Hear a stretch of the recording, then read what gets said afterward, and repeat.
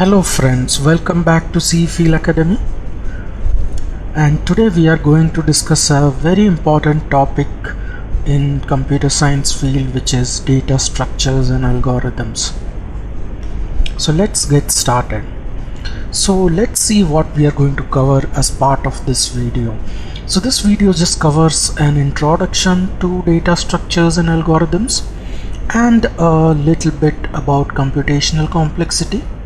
So what we will do is we'll first start with data structures, which means we will start with first defining data structures, what it is, and then why is it needed for computer science. I mean, why is it even important?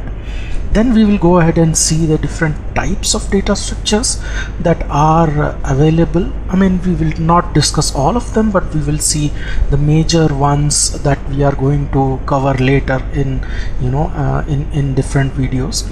Then we will see the general operations that are possible on data structures. We'll just quickly skim through the basic operations. Then we will see an example. We'll see the array data structure and see how the various operations are applied on the data structure. Then we will move ahead to the algorithms part, which means we will define what an algorithm is, why an algorithm is needed, and what are the basic properties of an algorithm. Then we will go ahead and see an example of an algorithm. So it gives, so that will give a good idea of what an algorithm is. And then at the end we will switch on to another important topic, which is pretty important in terms of data structures and algorithms, that is computational complexity. So we will see why computational complexity is important. We'll see how to compute complexity of an algorithm or an operation on a data structure. And finally, as always, we will have a few review questions as well, which will refer to the topics that we are going to cover in this video. So alright friends, let's get started with the first part, which is data structures. Now, as the name suggests, now structure data, so which means actually data needs to be structured in a particular way for certain purposes. So data structure is defined as a collection of data values and with some relationships among them, and maybe certain functions or operations that can be applied on data. So that's a very simple definition. In general sense, we can say when we have a lot of data, we need to organize it into different structures, and when we apply certain properties, certain important properties, when we are organizing the data, we end up using one or more data structures. So that's why data structures is concerned about organization, management, and storage of data. Why? Because we need efficient access and modification of data. So when we have a large amount of data, we want that we are able to efficiently modify the data and efficiently access the data, which means access in a shorter amount of time and larger and so much of data in quick time. So that's the idea of what a data structure is. And coming back to what data structures, I mean how the data structures are classified. Generally they are classified into linear and non-linear data structures. So linear data structures are data structures that are pretty simple, in which elements are data, or the data elements are arranged sequentially, which means one next to the other in memory locations, and each data element somehow refers to the previous element and the next element. So we can say it's a general or a very simple form of data structure, and the examples are array, stack, queue, and linked lists. So these are linear data structures. Then there is another set of data structures which we called as non-linear, where data elements may not be arranged sequentially, which means we cannot traverse the data elements one by one in next to each other in memory locations. So these are more complex data structures, and examples are trees or graphs. Few examples. Alright, so that was the classification of data structures, and then let's see why data structures are important. Now we already discussed a bit of it. That is, we need efficient access of data. If you remember, we discussed one point. So why? So first important thing is we need to organize the data, because we have a lot of data. We need to organize it so that we can meaningfully access it, and then retrieve it and make changes to the data, so that we can do certain operations or use it in our use it in some tasks which we want to generate some output out of it. So hence there is a need to actually organize the data. The next important point, which we already discussed, is we need to efficiently access and modify data. So we need to be able to modify the data in quicker time possible. Why? Because there are certain operations or certain algorithms or certain tasks, let's say memory management, or let's say finding shortest path between a set of nodes. So there is always a need in computer science to efficiently do it in quicker possible time, and do it with less amount of overhead. So hence we need data structures. And then another important point is we can reuse data structures. So which means once we have a certain standard data structures which we define already, there is no need to go and then reinvent the wheel. We can just reuse the data structure. Once we define the data structure, or once we define the lower level design of the data structure, we can just directly import it or use it in use it at a different place. So one of the examples you can think of is if you are programming, let's say in C++ or Java, some of the very important data structures like the array, stack, queues, these are already there, and we don't need to rewrite it again and again. We just need to import it in our program and then directly use it. Lastly, sometimes there is a need to abstract underlying implementation details from the user. So a user who is working on a complex problem may not be interested in knowing how a stack or a queue is implemented, but he might want to use it for certain purpose, to achieve certain task. And hence sometimes once a data structure is already defined, or already implemented, the user can directly use it. He doesn't need to reinvent the wheel and rewrite the data structure over again, and he also doesn't need to know how it is implemented at a lower level. So I think these were the important points for why data structures are important. Now let's go ahead and see what are the different data structures that are available. Now here I haven't listed all the data structures available. Let's say a good example is a hash table, but I've tried to put all the important ones which we will cover later in our videos, and ones that are pretty important in terms of undergraduate computer science. So we already discussed data structures can be classified into two parts, linear and non-linear. Now under linear we have array, which is probably the very simplest data structures, and I'm sure you would have definitely used it already, even if you have done very simple level of programming. Then there is linked list, which is a little complex form of array, but then it has its own use in different applications. Then comes the stack and queue data structures, which are there. And finally we have the complex data structures, or the non-linear ones, which are graphs and trees. So under graphs, there are a lot of graphs itself is actually a different topic, and understanding graphs and the various components of graphs is itself a different concept, or a different item altogether. And finally we have trees. Now trees can be general trees, but in general we will restrict our discussion to binary trees or binary search trees. And another important point I would like to tell here is all these data structures we have, we will make, or we already have different videos wherein we discuss these data structures in detail with examples. So which means we have different videos for array, linked list, stack and queue.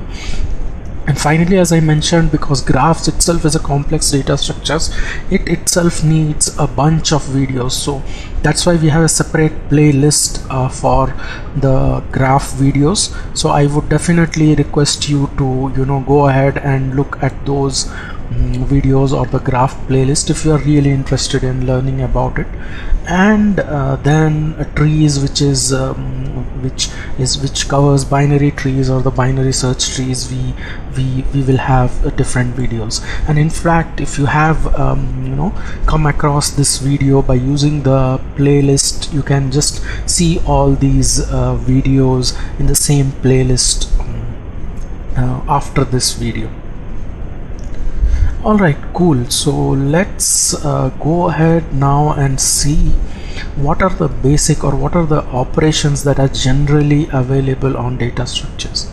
Now operations are really important because that defines how a data structure is used. So generally these are the operations. So first one is traversals, so which means whenever we have a data structure, there is always a need to visit each element of the data structure for certain purpose. Let's say we have an array and we want to increment all elements by 1, so we will have to go through each element and then increase it by 1. So basically traversing essentially means visiting each element of the array to do certain operation. Next is insertion. Now whenever we want to add a new element to the data structure, we have to insert a new element using certain process or using certain algorithm in a data structure. So that's where the insertion comes in. Similarly, we have deletion or removal, wherein we want to remove an element from the existing data structure, maybe from the end, start, or at a particular position, or using a certain algorithm. Let's say we want to remove a maximum of an element, element in an array, and we want to keep doing it till we receive all the elements out of the array. So that could be an use case.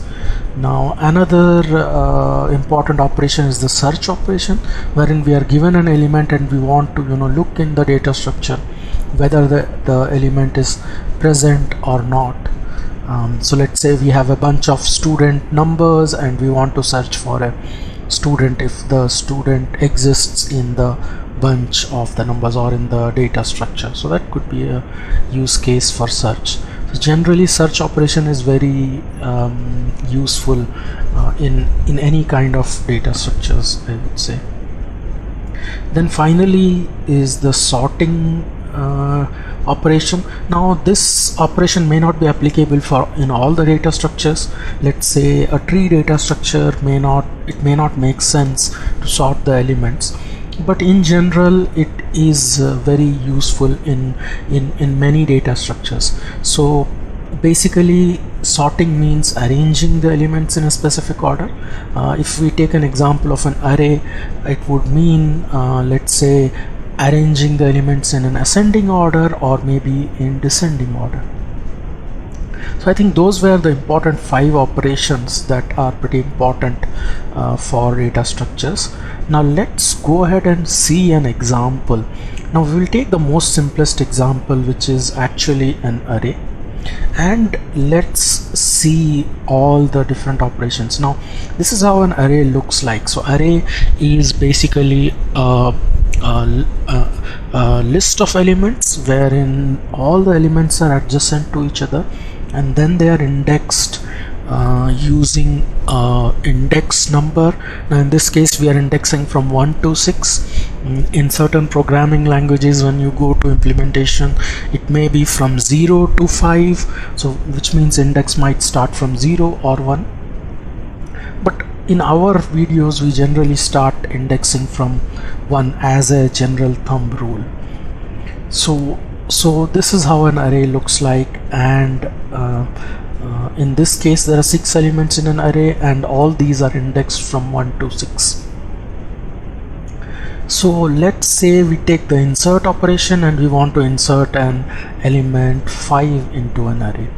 So this is what an insert operation will do.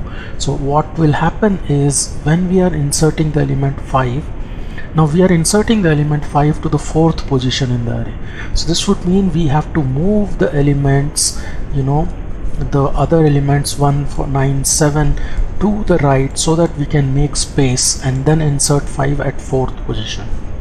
So that's what we have done here. Now in this case you can see the index increases by 1.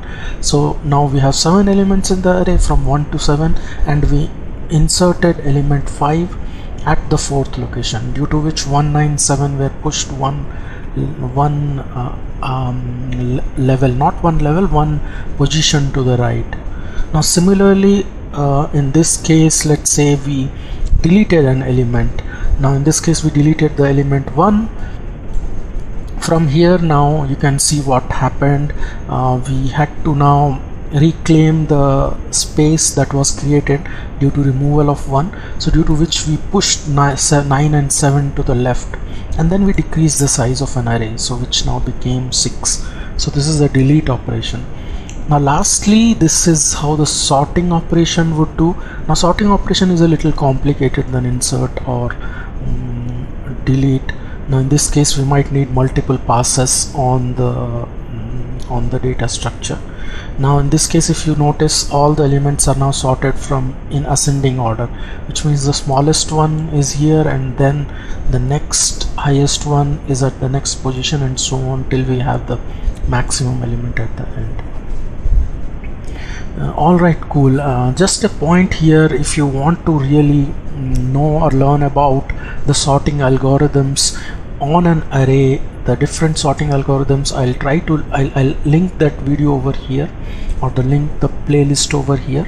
So you can go ahead directly by clicking on the link over here. Awesome. So that was about the data structures. Now let's go ahead and start with the next important topic as part of these series of videos, which is an algorithm, or in general algorithms. So what is an algorithm? That's the first question that probably arises in mind.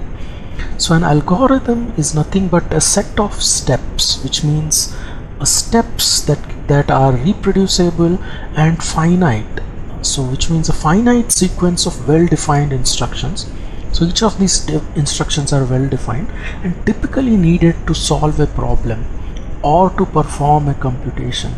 Now the problem could be as simple as, let's say, finding a maximum element of an array, or the problem could be searching an element if it exists in the existing list of elements, or it could be as complex as finding shortest distance between two places in a bunch of places, in a bunch of given places. So in all cases, an algorithm is nothing but a set of steps which are well defined, and each of the steps are pretty clearly defined. It shouldn't be ambiguous, and the steps should be finite, and they should be sequentially numbered so that they can be performed one by one, and then the problem can be solved. So that is an algorithm. In other words, a set of rules that precisely defines a sequence of operations. And what are the general properties of an algorithm? What what would we say an algorithm is? Now, an algorithm must have well-defined inputs, so which means the input data that it is working on, that should be very well defined. What kind of data, what is the size of the data, and things like that. And similarly, it will have well-defined output, so which means when the algorithm is executed, there is some output, and that has to be well defined. And then instructions should be finite, which means they shouldn't be, we cannot say they are uncountable or infinite. Now, next important thing is language independent. Now, when we say algorithm, we are only discussing the logic. We have not gone into any programming language here. So when we define an algorithm, we are essentially just defining the steps, and these steps can then be taken and then coded in a programming language to achieve the same set of output. So when we say algorithms, we are essentially one level up above the language. We never go to language level detail. And next important thing is clear and unambiguous instructions. So which means the instructions or each of those steps should be pretty clear what is being done in the step. So here is a pictorial representation you can see. So we have some input data, we want to perform certain operation or we want to solve certain problem. So we have a set of steps, well-defined steps, which is algorithm. Once we apply that algorithm, or once the input data comes or fed into the algorithm, the resultant is the output data, which is basically the solution to the problem, or output of the computation. Cool. Now let's see why are algorithms important. Now some of these reasons are again similar to why data structures were important, but let's just go through them in again and again. Now what is an important need is structured way of problem solving and reasoning. Now remember, we also discussed a similar point when we had data structures, is organization of data. Similarly, for solving problems, we need to organize the problems into certain categories, and then we need to have a structured way, which means a nicer way which can be easily explainable to others, and which should be a standard way which is reproducible, which means we can always use the structure again and again. So in a way, we have to we use algorithms so that we can have a structured way of solving problems and reasoning as well. Then the next step is reusability. That is, once defined, the steps can be used again and again without reinventing the wheel, and to get reliable results. Now this is a very important characteristic, and you will notice it when we discuss various algorithms, that it is very important, and it becomes very important that once we define an algorithm, we can just reuse it over again. So let's say we have an algorithm to find shortest path between 2 points, and we have defined it very well. We don't need to think over and spend hours and hours in again and again to define the solution. Because we spent it once, we can just write it down, save it, and then reuse the algorithm over again and again. Simpler example could be, let's say, finding a maximum of an array.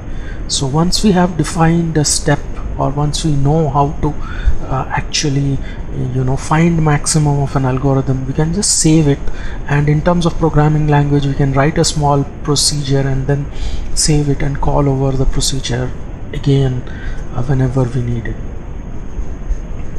Yeah, the third important point is ability to be programmed into a computer for automation.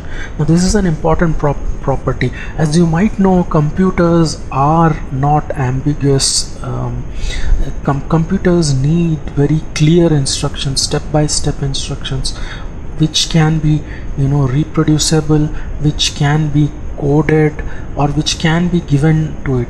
And once we define an algorithm, then it becomes very easy to be programmed to computer, programmed into a computer. And once we can program it into a computer, it can be used to automate it. So basically, whenever so one very good example is, let's say I have always a bunch of numbers and I want to sort it. So once I have written a program, let's say using bubble sort, I can always run the program and then, you know, feed into it bunch of numbers. It will immediately give me the output. So I don't need to basically rewrite or rethink the problem, and also even rewrite the program, because once I save it as a program, the computer can always execute those clear and concise steps and then give me the output. So basically, this is an important property why we need algorithms, is it can be programmed into a computer for automation.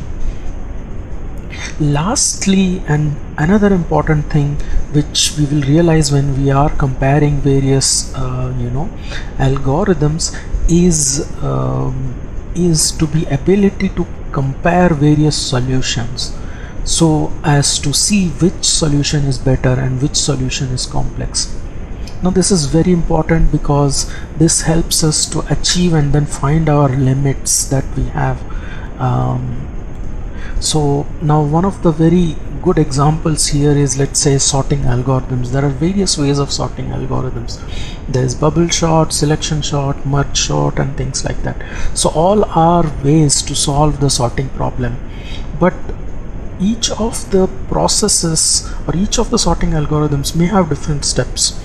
Now at times it may be necessary to see which algorithm performs better, because we might only want to use it, or in certain situations certain algorithms might sorting algorithm might be better, and hence there is always a need that we list down all the sorting algorithms and then compare them, and then also see what can we achieve, what is the best we can achieve.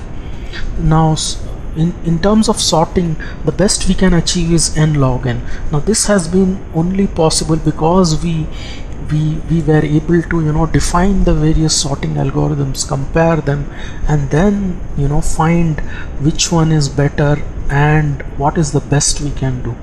And hence this is a very important need for algorithms. So hence we need algorithms to, you know, not only solve complex problems, but to solve them in a structured way, reuse them, automate them so that we can get quick results, and also to compare and see which algorithm is the best. So I hope this detailed description of why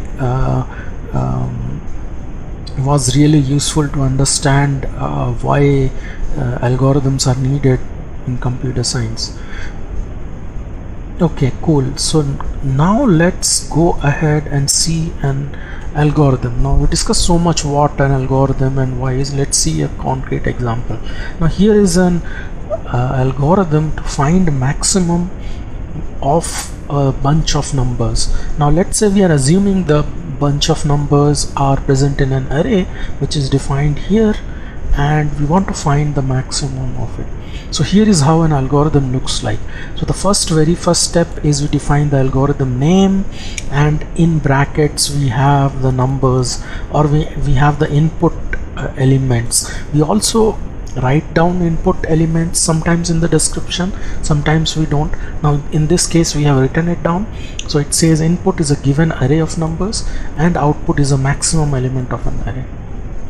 And there is also a very short description of what the algorithm does. In this case returns the maximum of an array.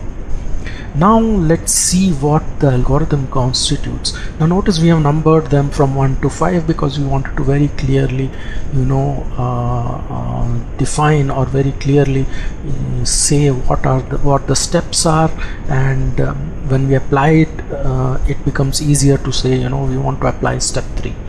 Now here is how we achieve finding maximum of an array.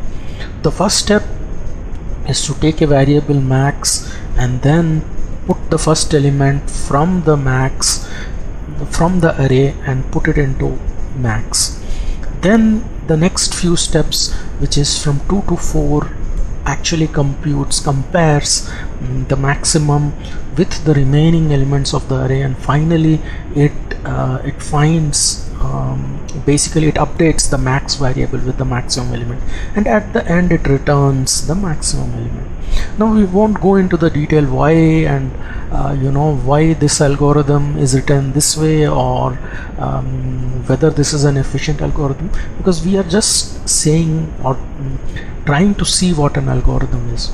So here, as we discussed, we have certain steps, we have an input and output, and if you notice, each of these steps are pretty clearly defined, which means we are saying in step 1 assign array 1 to max, or in step 2 we are saying loop through the array from I to size, I equals to 2 to size. So none of these statements are ambiguous. So alright, cool. So I hope that kind of gave an picture of what an algorithm, or what to expect when we discuss an algorithm. We will definitely see more of these algorithms and more of these steps into greater details when we discuss about the complex data structures or various algorithms like the sorting algorithms. But for now, yeah, this, I hope it just gave a glimpse of what an algorithm is. Awesome. So I think we are done with data structures, we are done with algorithms. Now let's go ahead to the next important topic, which is complexity or computational complexity. So first let's see what computational complexity is. Now whenever we have an algorithm or we have an operation on a data structure, we always want to see how much time it takes or how much resources it takes. So computational complexity is a measure of how amount of resources required to run an algorithm. It's very important to know, because then because that defines how much resources we have to give, how much CPU we have to give, how much memory we need to give, or how much time we need to wait for so that the algorithm can be executed. So in general, in a very, to start with, as from undergraduate level of computer science, we really don't go into memory. We are just looking at at important thing, that is time, or the time complexity, and that also we don't calculate in how many seconds or how many milliseconds it takes. We will see shortly how we do it. The next second important computational complexity is the resource, which means or the space. Let's say if we want to sort an array, how much additional space we need, or how much additional time we need. So these are the two important things, time and space normally. And time also we don't calculate in terms of seconds. So what we do is, in every algorithm or in every operation, we are always given an input data. So let's say we assume the input size as n. We always assume it as n, and in terms of n, what we try to do is how much time it will take, or how many basic operations it would take to perform the algorithm. So that is how we actually come to the computational complexity. So let's take an example. Let's say we have an array. Now in this array, as we know, input size is n, and we want to perform certain algorithm or perform certain operation. So computational complexity or time complexity is just the total number of basic operations we perform as part of the algorithm. Now that basic operation might be different in different case, which means, let's say we want to find a maximum of an array, which we saw some time back. Now in that case, the basic operation could be comparison, because we need to compare two elements and then only we will find the maximum. Now in certain cases where we need to swap elements, in that case the basic operation could be swap. In certain cases it might be something else, but in general what we do is we try to find the most commonly used basic operation, and that is what we try to see, how many times the basic operation is actually executed. So complexity is in total terms of n. So which means if we are given an input data of n, how many times we executed the basic operations. It may be n, it may be n square, it may be n by 2, it may be log n, as we will see in different algorithms and data structures. Now another important thing we sometimes take care is what happens is, because this input data may vary, so sometimes we try to calculate the average case, best case or worst case. So which means we assume that we get random data. So when we get random data, we say it's average case. Best case is where we get data wherein the algorithm performs best, or we end up executing fewer operations, so that we say as best case data. And similarly worst case, wherein we end up spending too much of time, or we end up spending a lot of maximum number of operations, so that is worst case data. So you would see these average case, best case and worst case makes a lot when we go into the sorting algorithms, when we go and discuss into the about sorting algorithms. Alright, I hope that gave an initial idea of what a computational complexity is. Now let's go ahead and see a few examples, because I know you might be very confused what a basic operation is in terms of algorithms, or in terms of data structures. So let's see a few examples and how we actually compute the complexity of an algorithm. Now here's the first example. Now in this case we are already written the steps of the algorithms. So if you have confusion about how to write the steps, let's park it for the moment. Let's assume that steps are given to us and we want to just compute the complexity. Now in this case you can see, let's say we have an example 1 here, wherein we are given an array A and we want to do something on an array. Now that do something is the basic operations. Now it may be comparison, it may be swapping or something. And then what we do is we do an I equals to I plus 1. So which means we first operate on the first element in the array, and then we increment the I by 1, and then go to the second element, and so on. So let's say we have this array over here. So we start with I equals to 1, 2, 3 and so on. So which means we are essentially covering the entire array here. So we essentially perform n steps. So that's why we say the first loop here took actually n steps. So we say we performed n basic operations. Now similarly, let's say we have another another loop over here, wherein we do some other operation, and then in this case also we have a variable j, and then we start from j equals to 1 to the length of the array. Now notice this is a similar, and hence this will also be n. So in total, if you see, we will have n plus n, which is actually 2n. So we can say this shouldn't be comparisons, it could be a comparison as well, but in general total operations. So in total operations is n plus n, which is 2n. Now note, in terms of computational complexity, we actually don't go into detail, or we don't go into very specific number of operations. We define in terms of n, and hence what we say is the number of operations 2n is actually order of n. So which means 2n, 3n, 5n, 6n, all these are in terms of linear of n. That's why we say it as order of n. Now let's take another example over here. Now in this case, notice what has happened is the j loop has gone inside of the I loop. So which means for every step of the outer loop, we execute the entire inner loop. Now we already noticed that the inner loop is n. Now the outer in the outer loop, for every step, actually what we do is we cover the entire inside j loop. So outer step is also n. So if you calculate, the total number of steps here is actually n into n, which is n square. So this is quadratic in terms of n, and we say it as order of n square.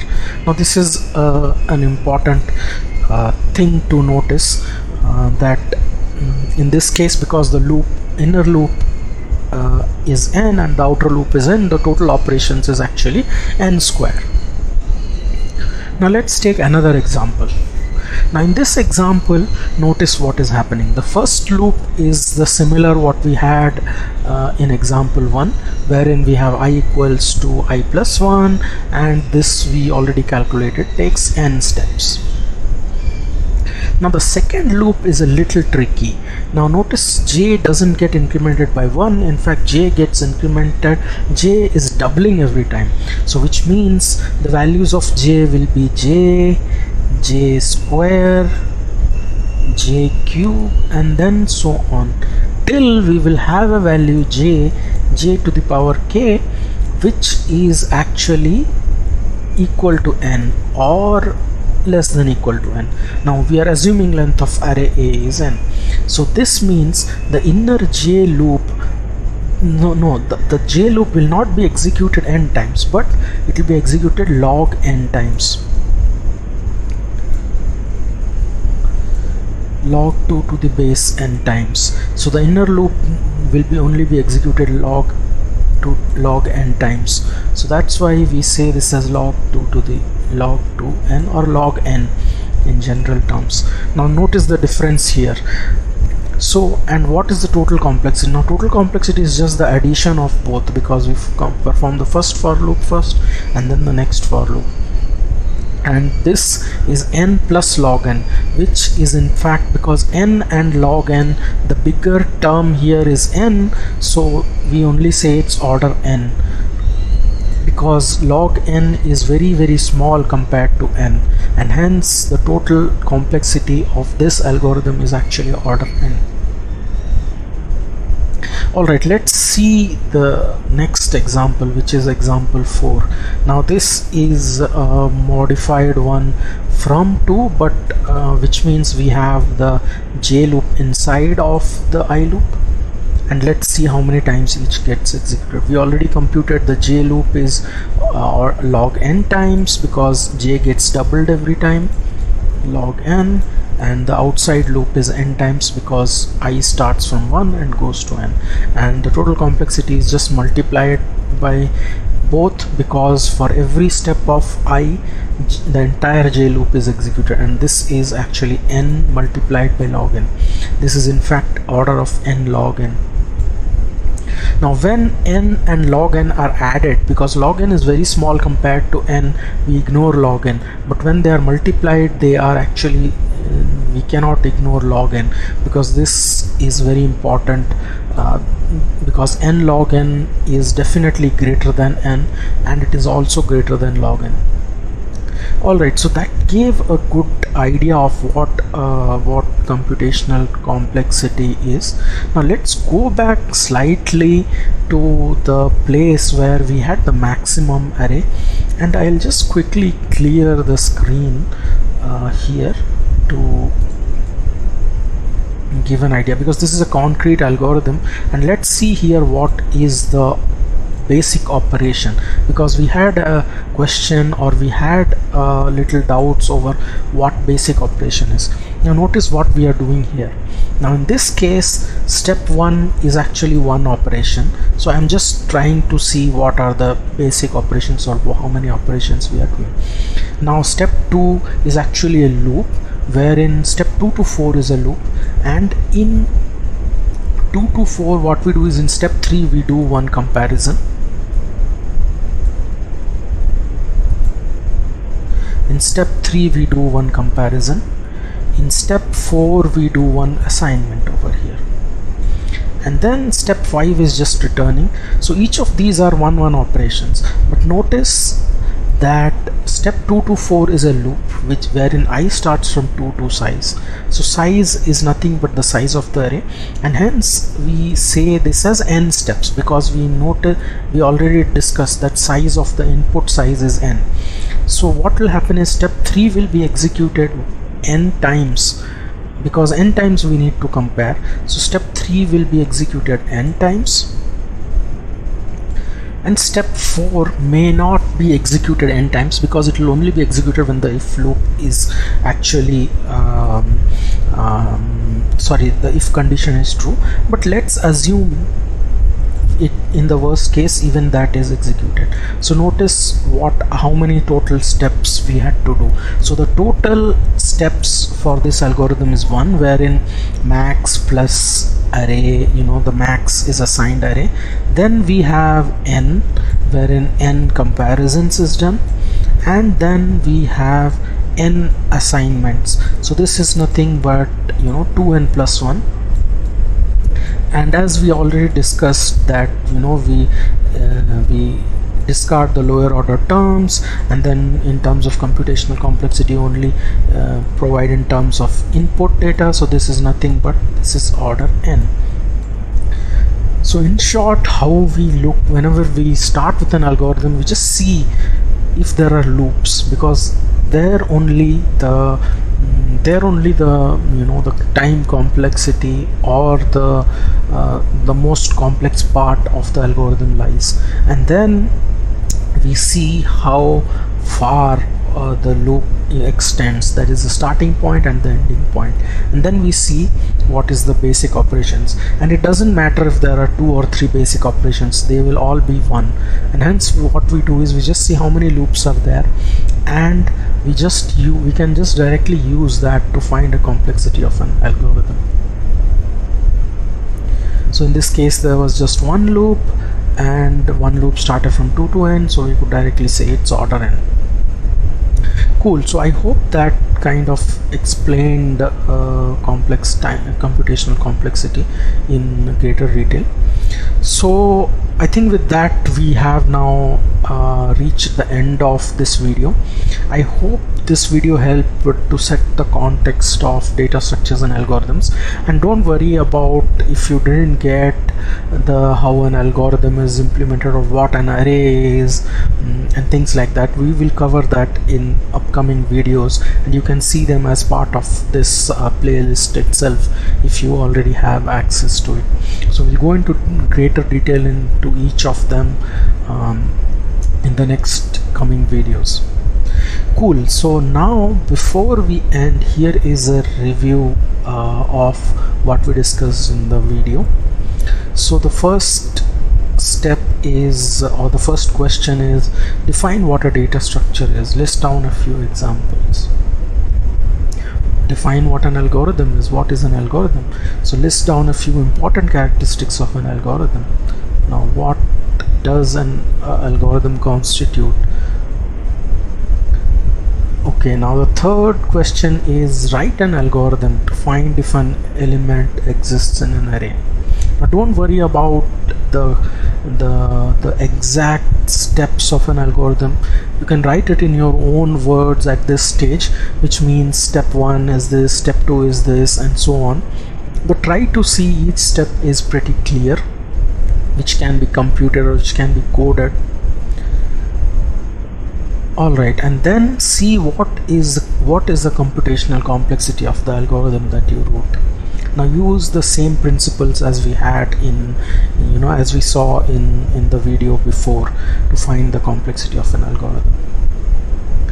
Alright, now we already discussed this, but still I would like you to compute the computational complexity of find max algorithm that we discussed. Now try it out yourself without looking at the video. Write down the algorithm, the steps of the algorithm, and see if you can find the computational complexity of the algorithm. Awesome. So there you go. We have reached the end of the video. Thanks guys for watching it. Good luck for watching the rest of the videos in this playlist. Definitely, if you have any comments or suggestions, please put it in this video so that I can attend to it. If you want me to cover any other topics in computer science, I'll be happy to do so. So thanks guys, bye bye.